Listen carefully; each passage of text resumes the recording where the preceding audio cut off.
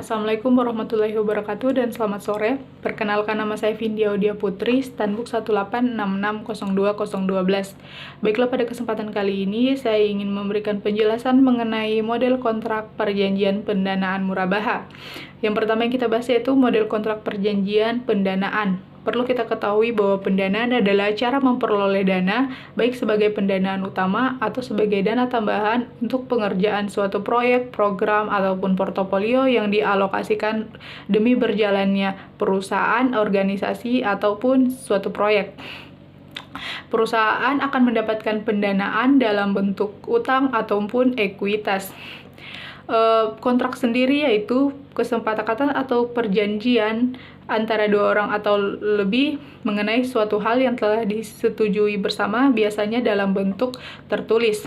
Manfaat pendanaan sendiri yaitu seperti bisa digunakan untuk menggaji karyawan, menyewa tempat, mengatur cash flow perusahaan, atau bisa digunakan saat darurat, merawat atau memperluas perlengkapan dan peralatan, membeli inventaris, atau sebagai cabang baru dan perluasan jangkauan.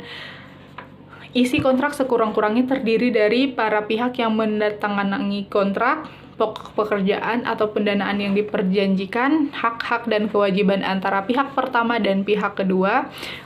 Bisa juga terdiri juga atas nilai atau harga kontrak pekerjaan, persyaratan dan spesifikasi teknis yang lebih jelas dan rinci, cedera janji dan sanksi, dan pemutusan kontrak secara sepihak. Selanjutnya kita ke model kontrak perjanjian murabaha. Menurut Syafi'i Antoniu mengutip Ibnu Rus, mengatakan bahwa murabaha adalah jual beli barang pada harga asal dengan tambahan keuntungan yang disepakati. Dalam akad ini, penjual harus memberitahui harga pokok yang ia beli dan menentukan tingkat keuntungan sebagai tambahannya kepada pembeli.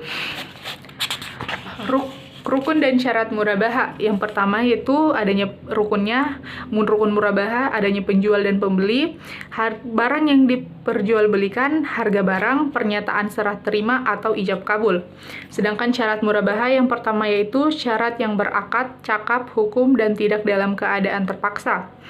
Yang kedua itu barang yang diperjualbelikan tidak termasuk barang yang haram dan jenis maupun jumlahnya jelas.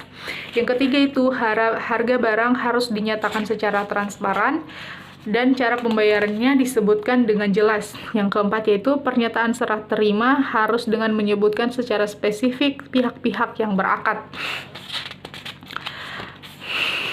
Yang selanjutnya yaitu mengenai ciri dasar kontrak murabaha. Yang pertama yaitu si pembeli harus memiliki pengetahuan tentang biaya-biaya terkait tentang harga asli barang dan batas laba harga harus ditetapkan dalam bentuk persentase dari total harga plus biaya-biayanya.